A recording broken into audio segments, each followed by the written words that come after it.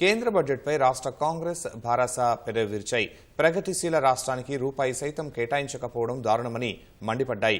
Budget పూర్తిగా రాజకీయ ప్రేరేపితమైనదని మంత్రి ఉత్తమ్ కుమార్ రెడ్డి విమర్శించారు. నిధుల కేటాయింపులో ఎన్డీఏ సర్కార్ పక్షపాత ధోరణి అవలంబిస్తోందని ధ్వజమెత్తారు. రాష్ట్రం నుంచి 8 మంది ఎంపీలు, 2 కేంద్ర మంత్రులు సాధించింది గుండు సున్నాయని మాజీ మంత్రి కేటీఆర్ విమర్శించారు.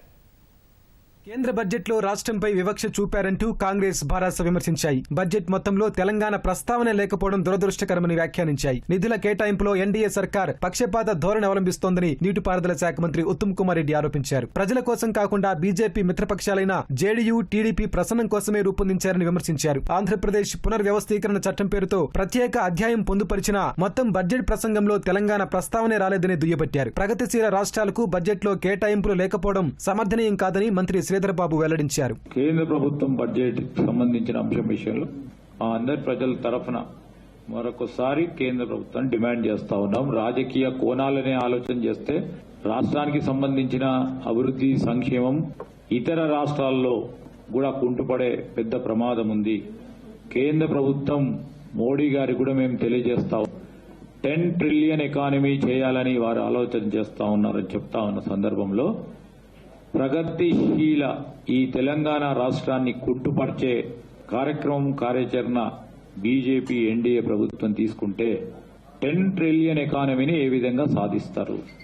దీంట్లో తెలంగాణ వాణిజ్యం, వ్యాపార పరంగా కూడా ఒక ప్రధానమైన ఇంజన్ దేశానికి. దీన్ని కుంటుపరిచే కార్యక్రమం చేయొద్దని మోడీ గారికి మేము కోరుతా ఉన్నాం.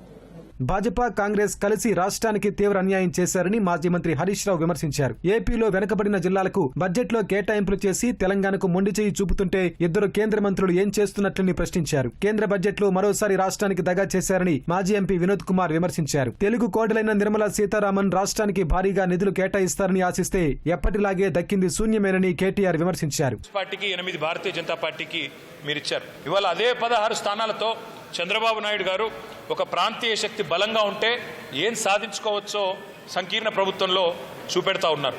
15,000 కోట్లు ఒక్క ఏపీ క్యాపిటల్ డెవలప్మెంట్కి ఆయన తీసుకున్నారు. అదేవిధంగా బీహార్కు 26,000 కోట్ల రూపాయలు కేవలం రహదారుల కోసం మాత్రమే ఇచ్చినారు.